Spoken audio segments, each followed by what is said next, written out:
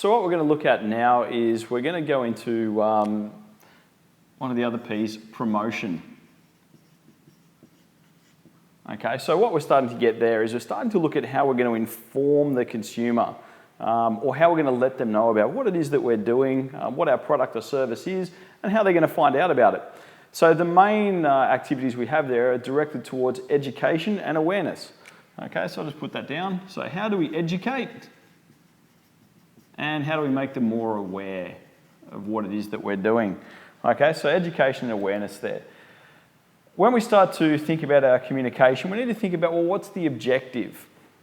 Okay, are we there trying to just inform people that we have an offering? Are we there to try and persuade them to undertake the offering that we're putting out there? Or are we just trying to remind them as a friendly reminder? So if we start to think about those three factors, we start to think about, is it information? Okay, is it just to let them know that we're in that neighbourhood? So I think about my local motor mechanic, the really nice people down at Midas. They put out ads on TV to let us know that Midas is a motor mechanic. And after a while, I thought, well, okay, there's a motor mechanic, Midas, they can fix my car. Then they put out another ad saying, come on down for a service. If you do, we'll give you a special deal. Okay, so they've moved from just informing me that they exist to persuading me to try their product. Now, obviously, once I did eventually do it, they then obviously sold me the product, which is a car servicing, but then they remind me. I get an email out every quarter or so saying, hey, you've used us in the past, come on back, your car's due for another service, so they're there to remind me.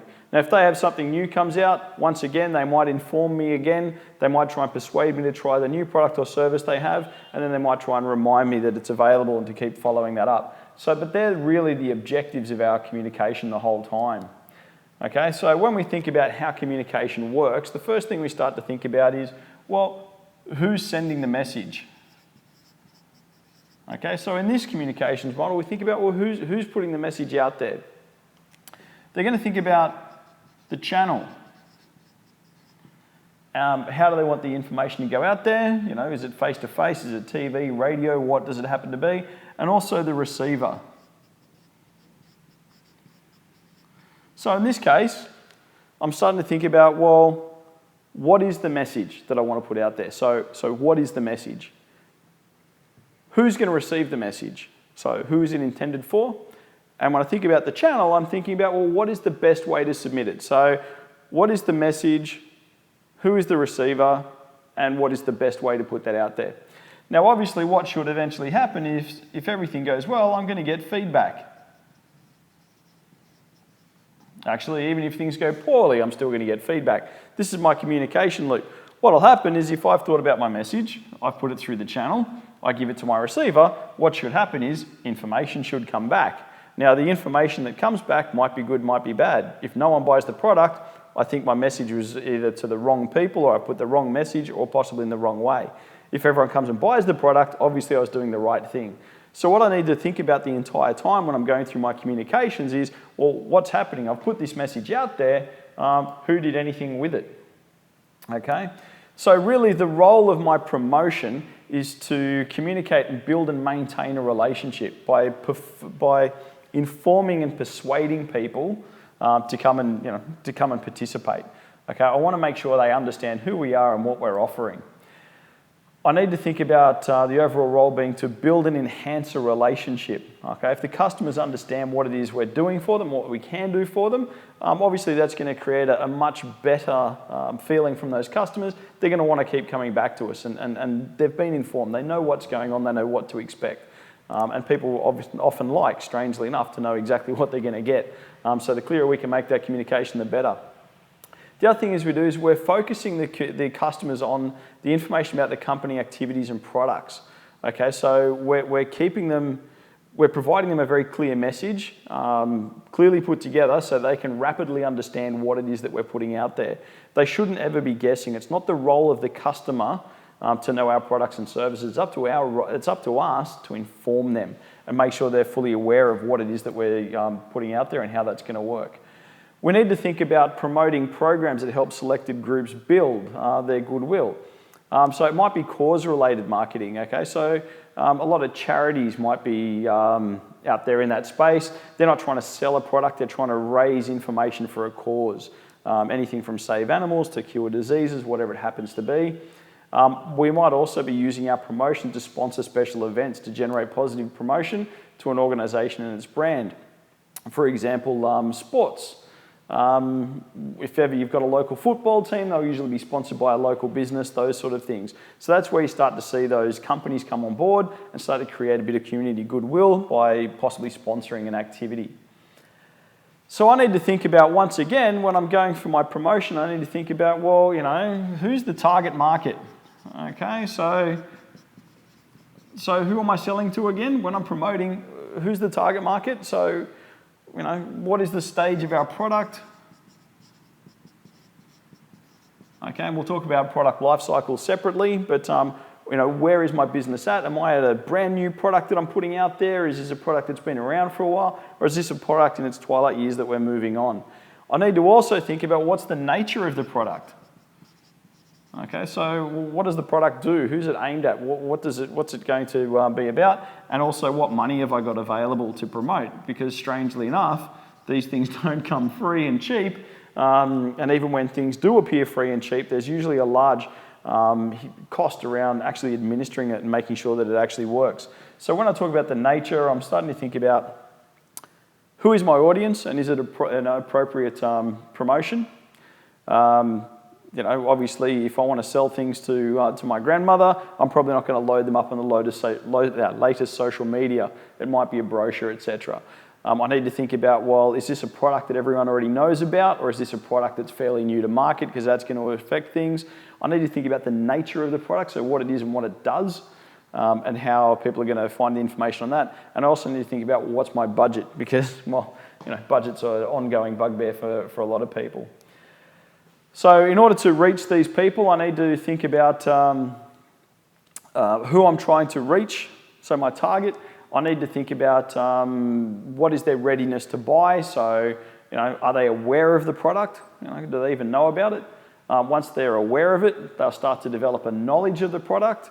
Okay, so we then move through to liking and then a preference towards the product and so on and so forth. For example, a lot of people know that cars exist, okay, and they know there's a car out there, and if they want to go buy a car, they'll go start looking around. Other people happen to be a bit brand loyal. I have friends that are very much into Ford motor cars. Not only do they know about Fords particularly, they have a liking for Fords very much. It's almost religious, and it moves down to a preference. If they were going to buy the vehicle, they would obviously buy a Ford every single time, and that's when we move down to the hierarchy of effects or the buying stages. So we want to be able to move people into understanding us in that way.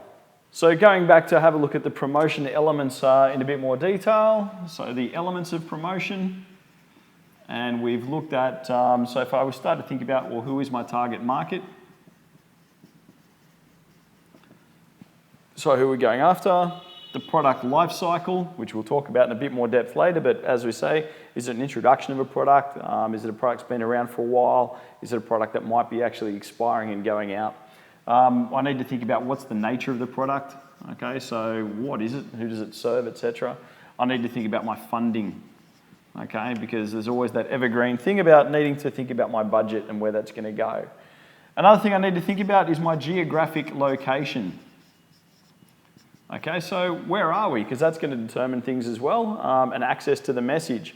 I need to think about where I'm going to put that information physically on the ground. If I'm a car wash, obviously I'm located in a certain area. I can't move a car wash somewhere else. But same, no one's going to drive halfway across a city to go and do something that basic. If I was a takeaway, it's going to be the same. I might have the best chicken in the world, you know, but no one's going to drive really half an hour to come and do it. I'm only thinking about the message being out into the certain area that I'm at. I need to also think about the type of customer I have. Are they a retail customer? Are they coming in just to buy directly from me? Are they a wholesaler that there needs to be a whole lot of consideration around? The intermediaries, all right, that's going to come into it quite a lot. And the size of the potential customer. Okay, so when I think about, you know, how big a purchase are they going to make, and how's that going to work on the ground? Okay, they're all the different things I might need to think about. When I'm thinking about the funding, I might need to consider carefully this funding area, okay? When I break that out, I might start looking at, what do I anticipate the sales are going to be and work it out as a percentage of sales. So if I'm expecting, $100,000 worth of sales, I might pick my figure based on that, depending on what I'm trying to achieve. And I might say, well, okay, well, if I'm going to get that much in sales, well, I'm going to spend $10,000 promoting it, whatever it happens to be. These are just arbitrary figures for demonstration purposes. I don't know that you'd necessarily do that, but, we're trying to work out as a percentage of sale. The other thing we might do is use all our available funds, okay? So we might just go all in, okay? This might be a make or break, okay, where we want to put in as much funding as possible to really promote and start to develop our campaign, particularly if we're new and we want to start getting the message out and people don't really know about us yet, so we need to start building. Okay, we might also do the competition matching, where we want to just get on board and just, try and get the same sort of share of wallet. But at the same time, we need to think about what sort of company we are.